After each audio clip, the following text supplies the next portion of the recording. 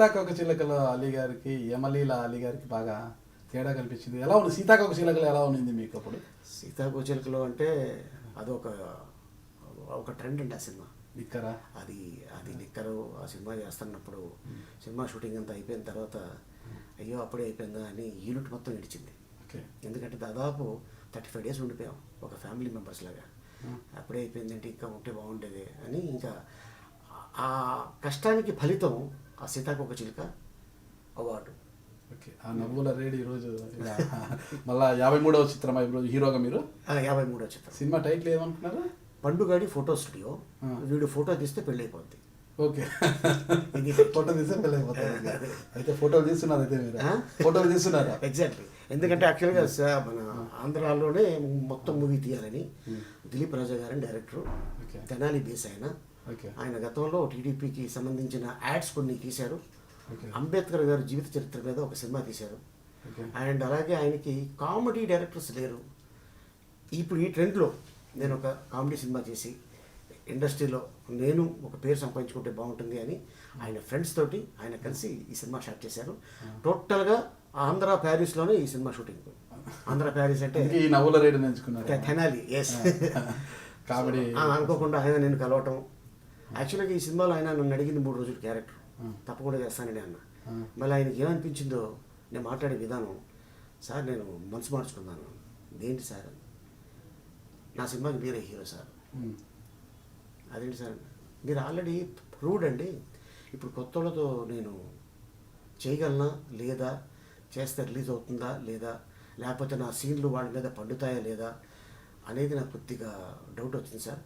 మీరు నాకు ఏమైనా చేయగలరా, హెల్ప్ చేయగలరా? మళ్ళీ సార్, మీ డైరెక్టర్, నేను యాక్టర్, మీరు పిలిస్తే ఎందుకు రావు, తప్పకుండా వస్తాను, నాకు కథ చెప్పండి. నేను ఆయన కథ చెప్పాడు. మీరు నా పాటలు వినండి అన్నాడు. నేను పాటలు విని షాక్ అయిపోయాను. శ్రేయ ఘోషల్ తోటి బాంబే వెళ్ళి పాడించుకున్నాను పాట ఆయన. అండ్ యజమాన్ అని మ్యూజిక్ డైరెక్టర్, ఇళయరాజా గారి దగ్గర అసిస్టెంట్, ఆయనతో మ్యూజిక్ చేయించుకున్నారు.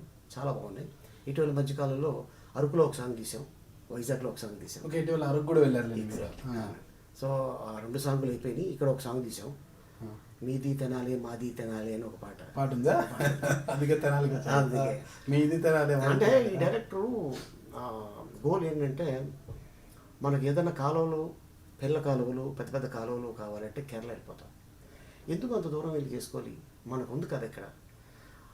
నా ద్వారా ఆ స్క్రీన్ మీద తెనాలి అబ్బా బాగున్నాయి లొకేషన్స్ అని చెప్పుకుంటే చాలు. అందుకోసం నేను సినిమా అంతా ఎక్కడే తీస్తున్నాను. అండ్ ఇంకోటి ఏంటంటే, అమరావతి చరిత్రలో ఫస్ట్ సినిమా ఇది అవుతుంది. ఓకే. అంటే మనం ఉన్నా లేకపోయినా అమరావతి రాష్ట్ర విభజన వచ్చిన తర్వాత ఈ సినిమా, అప్పుడు చెప్పండి, ఇప్పుడు తెలుగు సినిమా అంటే ఇది ఫస్ట్ అంటాం మనం, ఆలమార అంటాం. ఆలమార అనే సినిమా వచ్చింది.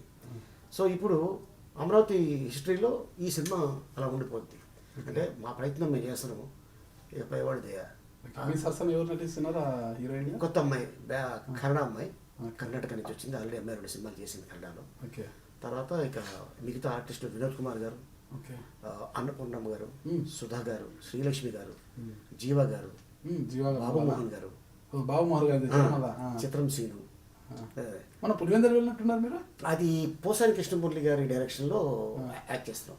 నేను, బాబుమోహన్ అన్న, కృష్ణ భగవాను, గౌతమ్ రాజు, హేమ. ఓకే. మొత్తం అది వేరే మూవీ. ఆయన డైరెక్షన్ అది. అది ఆ షూటింగ్ కూడా అయిపోయింది, వచ్చాం. ఓకే. ఒకసారి అలీ గారు మీ కుటుంబ నేపథ్యం గురించి చెప్తారు. ఎందుకంటే ఇక్కడ కన్ఫ్యూజన్ ఉంటుంది, మీది గుంటూరా రాజమండ్రి అని చాలా మందికి నేను ఉంటారు. పుట్టింది రాజమండ్రి. రాజమండ్రి టౌనేనా? టౌన్. ఓకే. నేను పెరిగింది నా ఏజ్ ఆఫ్ 8 years బాయ్ని. అప్పుడు నాకు ఇండస్ట్రీలో అవకాశం వచ్చింది. నేను ద్వారా వచ్చింది అవకాశం కె విశ్వనాథ్ గారు. ఓకే. సో అలాగా ఎలా పసిగట్టారు ఆయన మిమ్మల్ని? నేను మిమిక్రీ చేసాను చిన్నప్పుడు.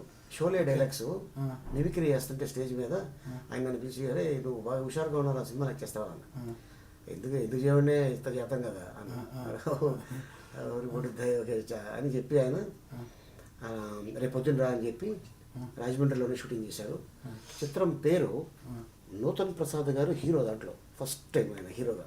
నూతన్ ప్రసాద్ హీరోగా చాలా మందికి తెలియదు, నాకు కూడా తెలియదు. కవిత గారు హీరోయిన్.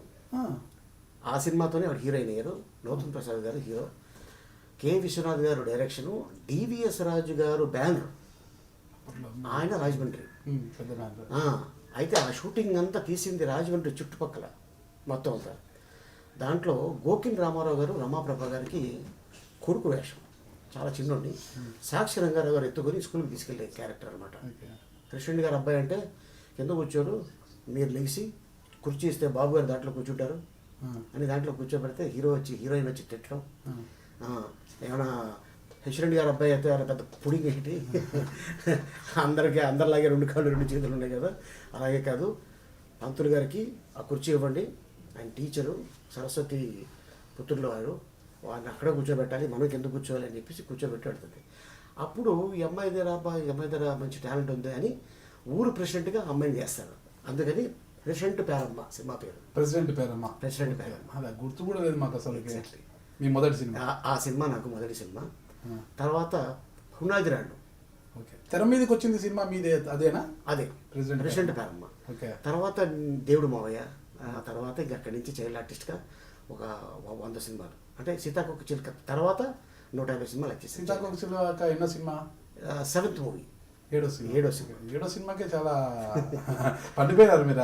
7వ సినిమా అంటే అప్పటికి ఇంకా లేదు, అప్పటికి ఇంకా చిన్నపిల్లండే, అయినా కూడా చాలా బాగుంది దాంట్లో. మా నాన్నగారు వచ్చేవారు షూటింగ్కి నాతో పాటు. ఓకే. సో ఏంటంటే ఇక ఫ్యామిలీ అక్కడ ఉన్నారు, రాజమండ్రిలో ఉన్నారు, మేము చెన్నైలో ఉండిపోతే బాగోదని చెప్పేసి ఇక ఏం చేసేవారంటే ఆ ప్రొడ్యూసర్కి రిక్వెస్ట్ చేసేవారు, సార్ మా అబ్బాయిని మీ ఇంట్లోనే పెట్టేసుకోండి, హోటల్లో వద్దు, ఒకడే ఉండలేడు, షూటింగ్ అయిపోయిన తర్వాత అక్కడ ట్రైన్ ఎక్కించాను, వాడు అక్కడ దిగిపోతారు అని చెప్తే ట్రైన్ ఎక్కించేవారు.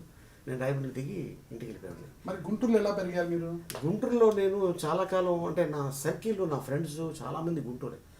నేను గుంటూరులో ఒక 4 సంవత్సరాలు గుంటూరులోనే ఉన్నాం, తరచుగా వెళ్ళేవాళ్ళం మేము. ఆ వెళ్ళటంలో చాలామంది నాది గుంటూరు అనుకుంటారు.